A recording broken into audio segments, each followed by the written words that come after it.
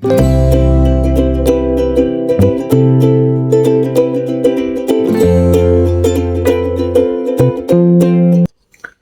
hello, salam sejahtera Malaysia. Selamat datang ke channel Fels Lifestyle. Terima kasih kerana terus setia dan terus bersama di dalam channel ini. Tuan-tuan dan puan yang saya amat hormati, adakah hubungan baik di dalam kerajaan perpaduan hari ini dapat dikekalkan? Mungkin sejak Anwar mengangkat sumpah sebagai Perdana Menteri, sejak PH dan BN ataupun UMNO DAP bersama-sama di dalam kerajaan di bawah satu payung yang sama, adakah kerajaan hari ini mampu dikekalkan? Mungkin kita pernah mendengar beberapa persoalan sebelum ini bahawa UMNO dan DAP tidak akan kekal. Tapi di sudut yang lain kita ada mendengar bahawa kerajaan PHBN adalah kerajaan terbaik dan akan dikekalkan. Tapi sejauh mana hubungan yang baik ini dapat dikekalkan, dan sekaligus sejauh manakah Anwar mampu menjaga pemimpin-pemimpin di dalam kerajaan, di dalam parti-parti yang menyokong kerajaan hari ini. Sebelum saya terus kepada isu kita yang panas hari ini, saya perkenalkan kepada Anda, ini adalah terapi imun.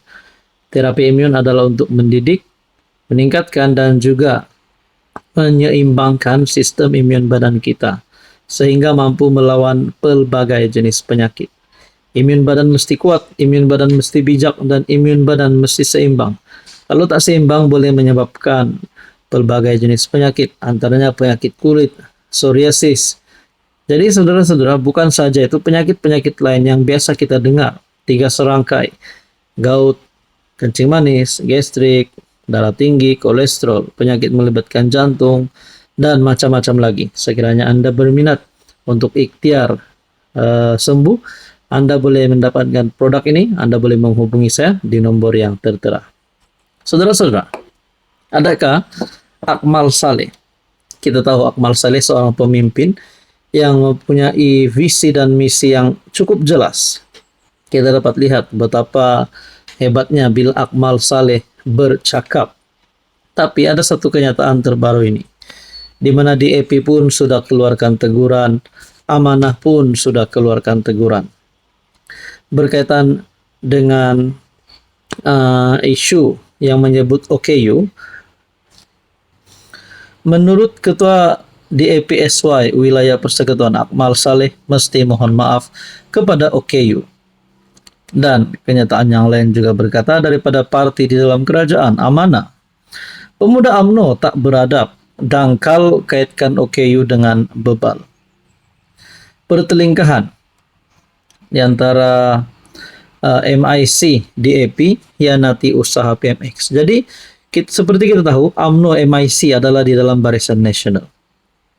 Jadi kalau ada pertelingkahan di antara DAP, MIC dan UMNO, walau dalam apa jenis isu sekalipun, saya rasa ini mungkin menjejaskan pentadbiran Anwar sebagai Perdana Menteri. Mungkin penyelesaiannya adalah mereka perlu berbincang baik-baik. Mereka tidak boleh terlalu ekstrim. Nanti boleh menyebabkan undi hilang pada PRU16 nanti. Bayangkan kalau kita ini sebagai rakyat Malaysia, contohnya kita menyokong parti yang kita sokong, kita nampak mereka di atas tu bergaduh. Adakah kita akan selesa untuk menyokong satu pihak saja?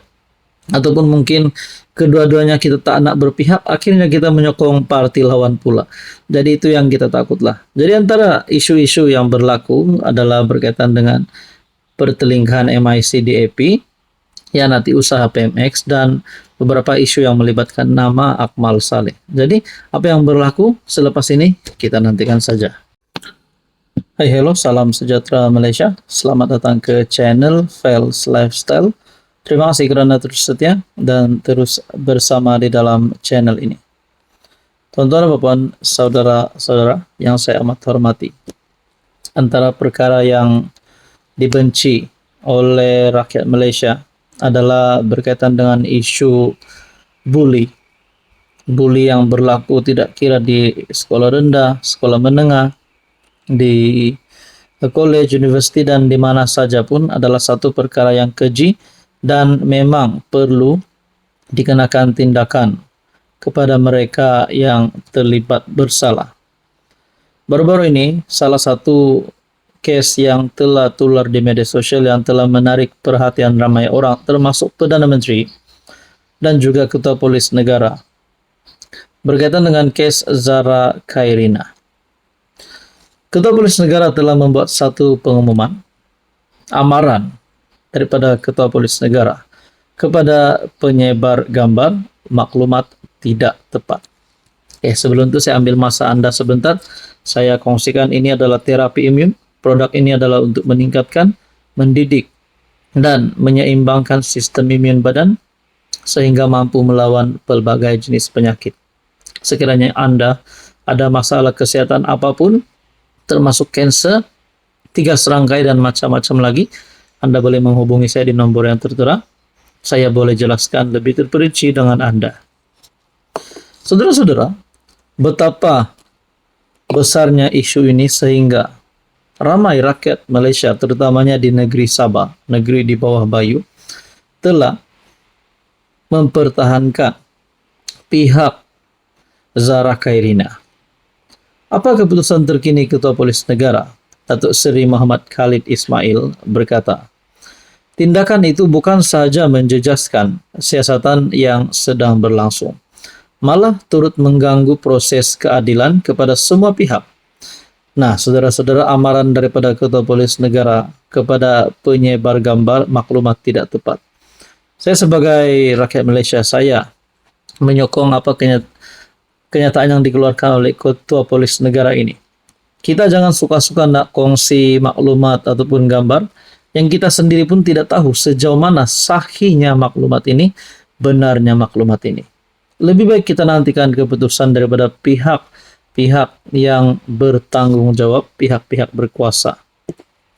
Tindakan pihak tidak bertanggung jawab menyebarkan maklumat dan gambar berkaitan kes kematian Zara Khairina Mahathir boleh dikenakan tindakan di bawah 3 undang-undang.